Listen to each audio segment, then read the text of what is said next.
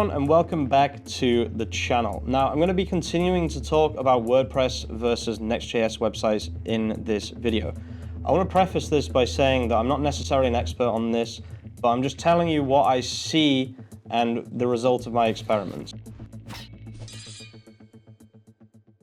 Now, a lot of people are saying, how can you know if you don't make any WordPress websites, etc., etc.? I just want to make one thing absolutely clear. In 2024 and in 2023, we as an agency have made over 100 WordPress websites, okay?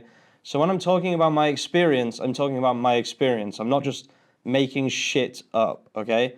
I have a huge host of WordPress websites. The issue is we only have about 5 that we can actually talk about on the channel. The rest are all client websites, which we don't have permission to talk about.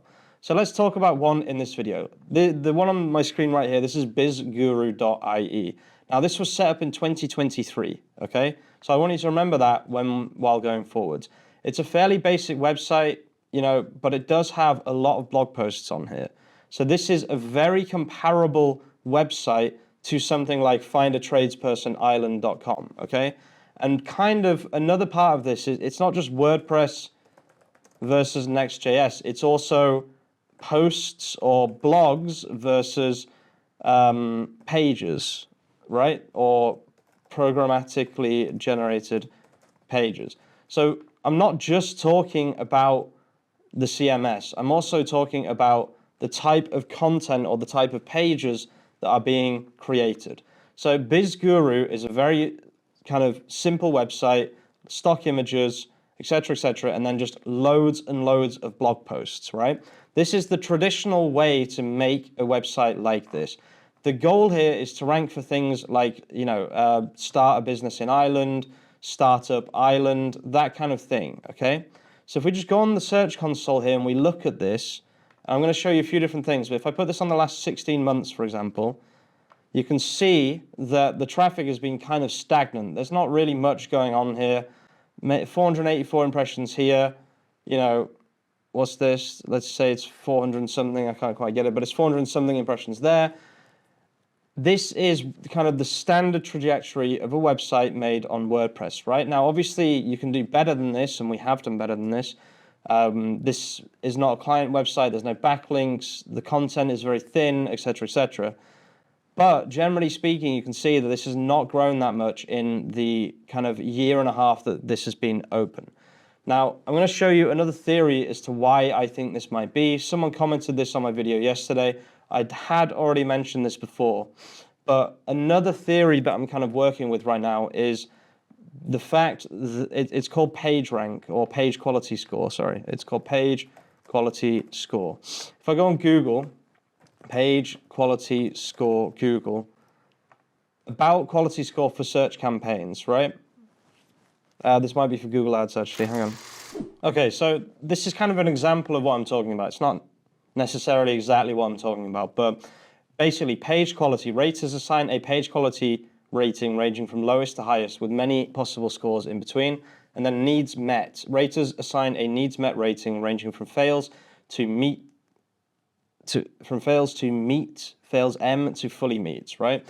This is basically what this means is like they will assess the quality of your pages and also whether you're meeting what the user is searching for, okay? What they do from that is they have an algorithm that calculates your page score for a few pages, and then it gives your entire website a page quality score, okay?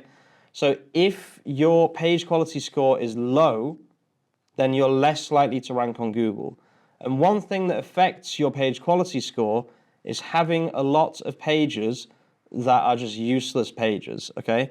This is how WordPress and Shopify work. If you look at a Shopify website, it's even worse, okay? But this is just a WordPress example, okay? We have 127 index pages and 166 not indexed pages. All of these not indexed pages are useless filter pages, 404 pages, some of these are, but you can see here, if we click on crawled currently not indexed, you'll see a lot of them have /feed on the end. With Shopify, what they do is they have a lot of query-based filters at the end as well. All of these pages are duplicate pages, useless pages, bad quality pages. And what that does is, if Google has crawled these pages, it slowly starts to bring down the overall page quality score of your website, okay? This is a very common thing on WordPress.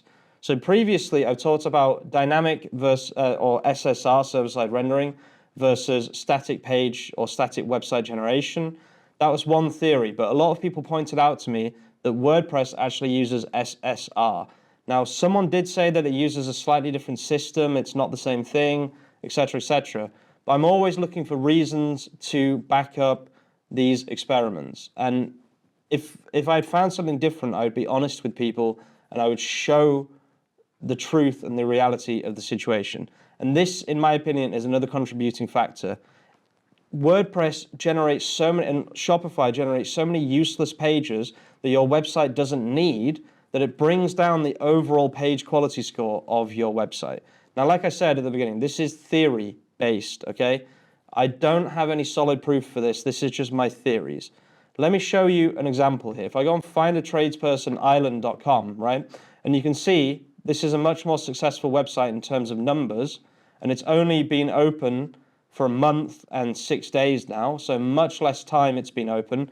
Doesn't have any backlinks, doesn't have any blogs, doesn't have anything like that. All it is just a directory full of information, right? Again, it's not working out. I don't have time to check this out right now. I'm not too bothered that it doesn't work, to be honest with you. It's not a big thing for us. If this website's not working, it's okay. It's not a huge thing. Yeah, and also I'll just fix it at some point. Maybe we'll go on Claire, Shannon. Okay, so more people in Shannon, so it works. So it's just a very simple website, right? There's nothing special here. It's just using exact phrase match. So plumbers in Shannon, Claire. So if I do plumbers in Shannon, Claire, we should be ranking. There we go. We're on pretty much the first page for this term. And this is a brand new website, right? Now, what do you think is going to happen when I click on pages? Do you think it's going to have more or less proportionally in non-index pages to index pages than BizGuru? So let's just look at this. This has, for every one index page, this has 1.5 not index pages. Look at that from Google's perspective. What you're saying is 1.5, or how do you even say that? Every 1.5 of my pages is a useless page. Do you think that's a good message to be sending to Google? Obviously not. And people who are still writing in my comments things like, you don't know what you're talking about, WordPress rules, whatever. I don't know what people's obsession is with WordPress, to be honest with you. Just look at the evidence. Go on your pages here and look at the not indexed to indexed pages. Now, previously, I have talked about this and I've said that Google is able to handle this. But what if they're not? What if their way of handling it is bringing down your overall page quality rank of your website? And that is a known fact, by the way. The page quality of your website is a known entity in SEO. Okay, do your research if you don't believe me. Okay, I'm not talking out my ass here. I do know about these things. So let's just go and find a tradesperson island and look. 3.7 thousand index pages, 9 pages not indexed. Used to be, 67, we were down to 31, now we're down to 9, okay? None of them are useless pages. It doesn't exist. Useless pages on this website doesn't exist. Every single page on this website has a useful, okay? If a page has a use, a page is useful. So how does Google see a useful page versus a useless duplicate page? Well, the proof is in the pudding, okay? Because this is a website comparable to the first website, kind of. They're different things, I understand that, but comparable. It's been open for a lot less time. It has more content, but it has more useful content proportionally to the useless content that it has, because there are 0 pages on this website that are useless. Just think about that for a minute, okay? And if you go on Shopify, let me just see, do I have a Shopify? Yeah, I have PMargo here. Let's just go on PMargo. Look at this. 3,000 or 2,980 index pages. 3,240 not indexed pages. Look at this. These are all useless pages as well. I'll tell you that right now. I already know that they're useless pages. So we'll click on this and we'll see stuff like this. Like, why is this even here? That shouldn't even be trying to get indexed. Some of these are foreign language pages, which I would actually expect to be indexed. But then a lot of them are just, look, .atom. What the hell is that? Why is that there? Why is that in my Google? Why is that even being considered? Why is that not on robots.txt? Like, all these different questions I have for Shopify. Sort it out, honestly, because this is not acceptable for a company that, you know, is worth billions. They are creating all of these useless pages that Google, I previously thought Google could just handle this, you know, everything's fine, but, you know, I'm not so sure anymore. This is duplicate without user selected canonical, and it's a .atom page, which I have no control over this page whatsoever, okay? What the hell is this? Why is this? That's fucking ridiculous, honestly. Shopify needs to sort this out, because this is unacceptable. This is affecting the SEO of this website. I don't know what's more to say. I think this is very, very interesting. I think this is probably why Google prefers something like a Next.js project. Now I'm going to show you one more website in this video before we continue, before we finish. Now I'm going to have to block out the URL here, guys. This is a private project that we're not sharing with people because we don't want it to be affected by our users. We want a case study that we can stand behind and say, this worked, okay? Now, this is the website here. It's going down here, you can see 13.5, but if I go on most recent dates, you'll see that it's gone back up to 15.4. So it's kind of floating around 15,000 impressions, and it's only been open for 13 days, okay? I'll give you some hints. This is a local SEO website on a niche that we are interested in and that could potentially bring us money. We are basically advertising other people, and then eventually, if it starts getting enough clicks or whatever, we'll put an advert for something that we're trying to do at the top of the website that's clearly labeled as an advert so that we don't have any issues.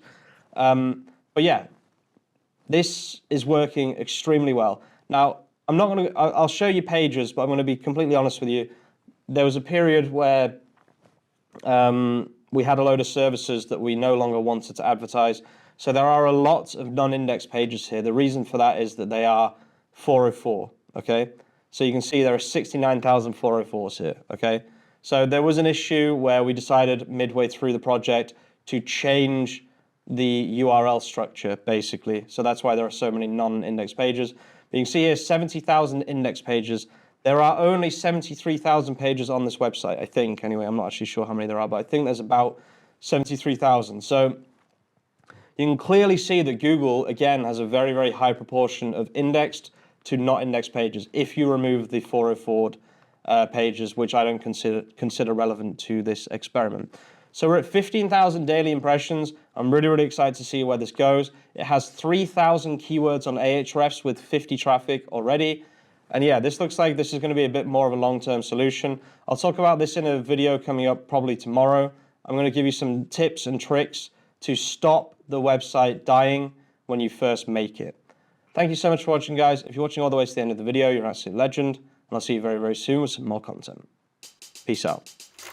Watch this video if you want to learn about how AI has revolutionized keyword research.